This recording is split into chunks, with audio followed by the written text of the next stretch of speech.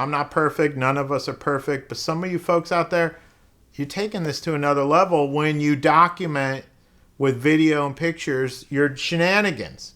We all carry around a phone that has a camera, and this is a blessing and a curse. And I want to talk to you about how one lousy picture sent a dude to prison for 15 years. We're talking about the case of Johnson v. State. And the situation began with a big old SWAT team, all suited up, very serious looks on their faces. And I imagine they talked to each other with that deep, commanding football coach voice, that tone.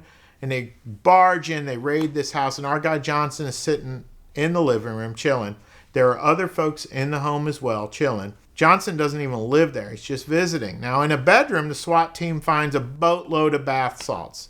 This is a highly illegal drug. They had a lot of it, so much so that in Florida, we call this drug trafficking, right? But the question remains, with all these people in the house, who are the police going to arrest for the drug trafficking? Well, I left something important out.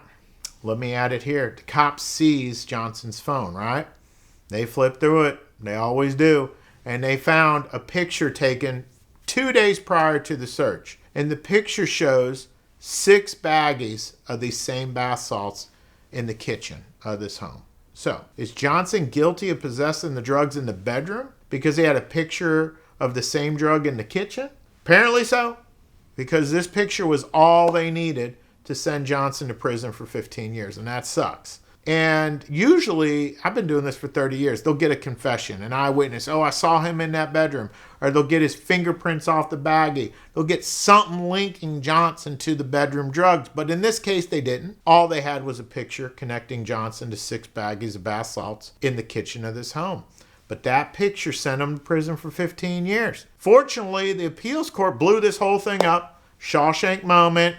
Beam of light, Johnson released from prison because they said, look, that picture, that didn't prove he had knowledge of what was in the bedroom. And it didn't prove Johnson had control over what was in the bedroom. If you're going to prove drug trafficking, you got to prove Johnson had knowledge and control. That picture didn't prove either one.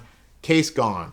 Shawshank. But I won't forget about the legal side of this because there's a moral to this story. Stop using your phone to document shenanigans. And I know the urge, like I want to show my friends these cool drugs and all the fun times we're having. And yeah, you need to resist that urge, please.